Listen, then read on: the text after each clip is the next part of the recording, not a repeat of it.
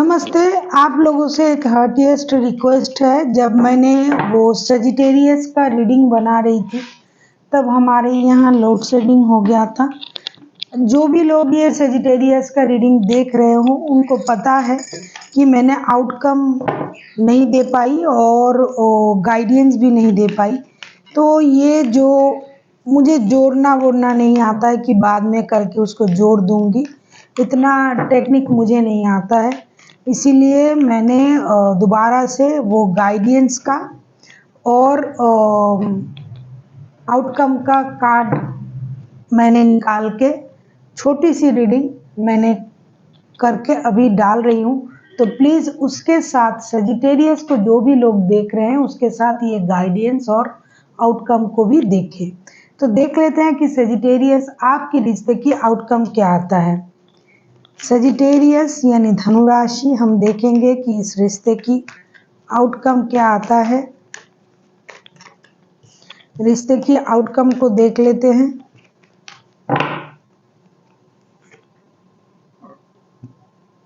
Night of cups. Night of cups को अगर हम क्लैरिफाई करते हैं तो देखेंगे कि नाइट ऑफ कप्स के कार्ड क्यों आए हैं। देख लेते हैं नाइट ऑफ कप्स के कार्ड क्यों आए हैं। नाइट ऑफ कप्स के कार्ड क्यों आए हैं। 6 ऑफ वॉन्ड्स।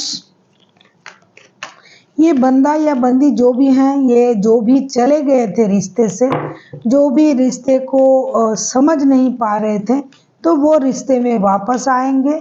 रिश्ता एक स्टेबिलिटी की तरफ जाएगा। लेकिन मून के कार्ड रिवर्स में आए हैं। पहले जो भी बातें आप लोगों में छुपाया जा रहा था, जिस भी बातों से रिश्ते में परेशानियां आ रही थी, वो चीज़ें धीरे धीरे कम हो जाएंगे, क्योंकि मून के कार्ड जो हैं वो रिवर्स में आए हैं। जो जितना झूठ वगैरह बोल रहे थे, सोच रहे थे, दुखी हो रहे थे, ये होना ही होना है, क्योंकि स्टेबिलिटी की तरफ जा रहा है रिश्ता। तो ये झूठ बोलना बंद हो जाएगा, परेशानी कम हो जाएगी और रिश्ते में धीरे धीरे एक स्टेबिलिटी आएगी। स्टेबल ऑफर के साथ कोई एक दूसरे की तरफ आ रहा है, क्योंकि 24/7 ये रिश्ता किसी एक के दिमाग में तो चलता है।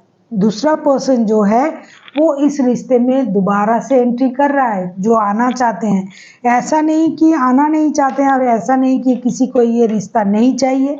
रिश्ता चाहिए भी, रिश्ते में आ भी रहा है, लेकिन कोई एक है खुले दिल से इस रिश्ते में आने की कोशिश कर रहा है। कोई एक है कि अपनी इमोशन को कंट्रोल करके इस रिश्ते में आएगा।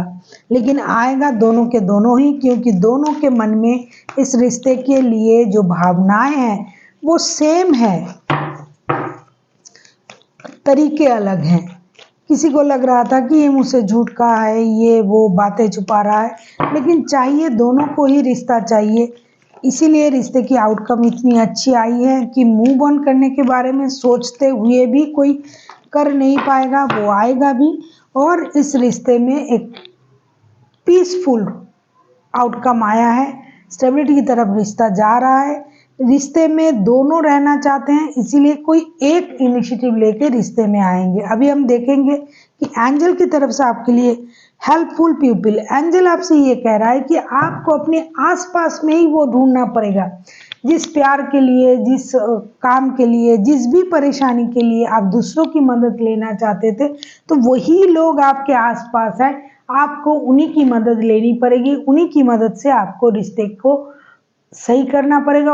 अगर आपको लगता है कि कुछ अच्छा करना है, हमारे हालात सही हो जाए, तो आपको कुछ लोगों की मदद भी करनी चाहिए और अपने लिए भी आसपास के लोगों से मदद लेनी पड़ेगी। हो सकता है आप किसी से बात करके आपको वो सजेशन मिल जाए कि किस तरीके से रिश्ता चलाना है, या फिर किसी आप अच्छे सलाहकार से सलाह कर सकते हो जो आपको ये सलाह दे दे कि रिश्ते को चलाने के लिए कौन सी चीज़ें ज़रूरी है। जैसे थोड़ा धैर्य रखना पड़ता है, चीज़ों को समझनी पड़ती है। तो आपको इन बातों का ख्याल रखना पड़ेगा। So thank you for watching and lots of thanks that आप लोग कोऑपरेट कर रहे हो मेरे साथ कि मैंने गाइडेंस भी नहीं बोल पाई और रिश्ते की आउटकम भी नहीं बोल पाई, फिर भी मैं देख रही हूँ ये पोस्ट होने के बाद बहुत सारे लोग ये रीडिंग देख रहा है। अभी तक किसी ने कुछ नहीं कहा, इसके लिए मैं आपकी आभार व्यक्त करती हूँ। सबको थैंक यू,